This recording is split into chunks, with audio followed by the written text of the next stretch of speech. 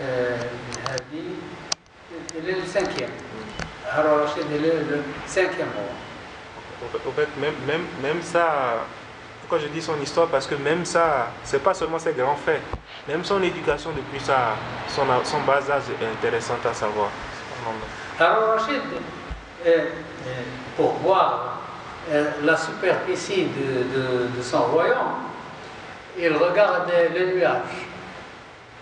Il dit au nuage, tombe là où tu veux.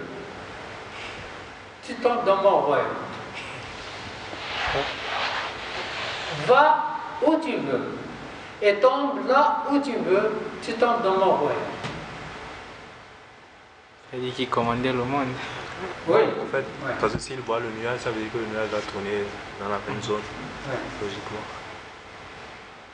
Alors, les soldats musulmans s'embrassent et ils s'en vont en guerre.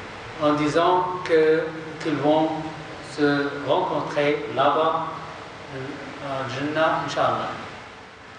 Le jour de la bataille, c'est une saga, c'est-à-dire Malhama, c'est extraordinaire. Le sultan avait conçu une stratégie, regardez la stratégie, une stratégie vigoureuse. C'est une stratégie que les Occidentaux ne peuvent pas oublier. C'est une stratégie comme la stratégie de Khalid bin Walid. Le sultan avait conçu une stratégie vigoureuse de façon à entraîner les forces de l'ennemi et en alignant l'armée musulmane en 3 rangées. Et que le sultan et ses compagnons janissaires soient au 3e rang, derrière eux. Derrière eux, les canons des musulmans. Quand commence le combat, les premiers rangs reculeront derrière le sultan et les soldats. Vous voyez, les 3 rangs. Le premier rang, c'est les flèches. Et ils commencent un peu la guerre, et puis ils reculent en signe ils ont peur. Ils reculent. Les autres avancent. L'après-midi, les Hongrois attaquèrent l'armée ottomane, les soldats musulmans se sont retirés, les croisés, croyant que les forces musulmanes sont vaincues aussi facilement, ils se sont précipités en avant comme un flot torrentiel, et en ce moment-là, le commandant Soleiman Kanouni donna ses ordres à l'artillerie lourde des musulmans pour commencer la contre-attaque, et elle les a tous pochés. Alors, l'armée légère était la première rangée. Ils commençaient à se battre un peu, et puis ils se sauvent, ils reculent. Les autres croient que les musulmans se sont vaincus, et ils avançaient. À ce moment-là, les canons commencent à attaquer, et c'était une attaque terrible. Les forces croisées se sont enfuies du terrain de la bataille dans un état chaotique. La bataille avait duré 1 heure et demie. 1 heure et demie. Au maximum 2 heures à sa fin. L'armée hongroise était devenue dans le passif de l'histoire. 2 heures. Après le naufrage de la majorité des soldats hongrois dans les marais de la vallée, beaucoup de gens sont tués, sont noyés. Ils étaient pris par terreur et ils ne trouvaient devant eux que la mer, ils se sont noyés. Et donc le roi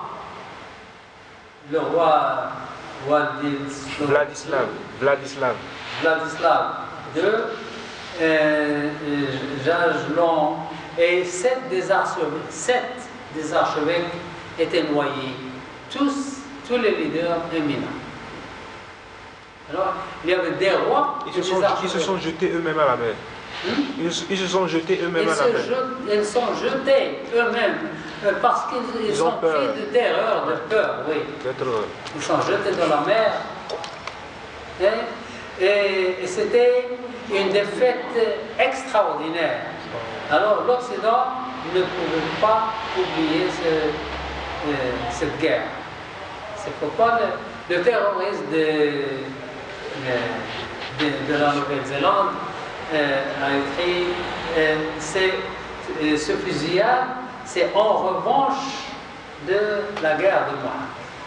Et il l'appelait, c'est la guerre de Mohawk, la guerre de Mohawk, je prends la revanche. Ah, il disait ça? Oui, il répétait. La guerre de Mohawk, la guerre de Mohawk, la guerre de Mohawk. Ça, c'est pas être un homme. Il pense qu'il va tuer. Pourquoi il parle pas chez les C'est pas une guerre, ça. Il n'a qu'à s'engager dans l'armée. Et là, il va faire une vraie guerre et attaquer les gens. C'est pas normal. Non, il dit, c'est la revanche de la guerre de Mohawk. Il l'a répété sans cesse. Il fusillait en criant la guerre de Mohawk, la guerre de Mohawk, la guerre de Mohawk. Peut-être que parce que la plupart des gens qui viennent des îles comme la Nouvelle-Zélande et l'Australie sont des gens qui ont été déportés de l'Europe. C'est les anciens criminels, c'est les anciens qu'on a. Parce que ces îles-là servaient dans le passé comme des prisons. On éloignait bien pour les gens qui sont exilés. On amenait là-bas les gens qu'on ne voulait plus, que la royauté ne voulait plus à côté, surtout de l'Empire britannique. C'est la même chose pour l'Amérique. Oui, exactement. Les premiers Américains, les pionniers qui sont allés, oui. Ils étaient des prisonniers à vie ou des... Oui. Mais en fait, même de plusieurs anciens empires européens. Pour l'Amérique, il y avait plusieurs empires européens. La Grande-Bretagne, la France y compris, ils les ont tous déportés vers l'Amérique. Et ceux-là, probablement, c'est des descendants de soit ces gens-là, ou bien des descendants des gens qui ont immigré. Et dans les deux cas, peut-être qu'il fait partie de quelqu'un qui est descendu de cette dynastie qu'il a marqué et se dit que c'est comme ça qu'il va se venger. Et il y a la première ministre de la Nouvelle-Zélande qui a dit qu'elle ne va jamais mentionner son nom, oui. Le nom du terroriste, oui. Pour qu'elle va toujours l'appeler terroriste, oui. Pour qu'il, le terroriste de Christchurch. Elle a très bien parlé, ouais. Elle a très bien réagi. Pour qu'il ne reste pas dans l'histoire, on va l'oublier, oui.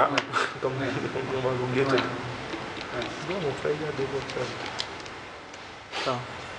Alors, le nombre de prisonniers capturés était de 25 000. 25 000 croisés. Quant au nombre de martyrs musulmans, il s'était élevé à 1500. Alors, 25 000 prisonniers croisés et 1500 martyrs musulmans et quelques milliers de blessés. Les heureux élus étaient que 1500. Je dis les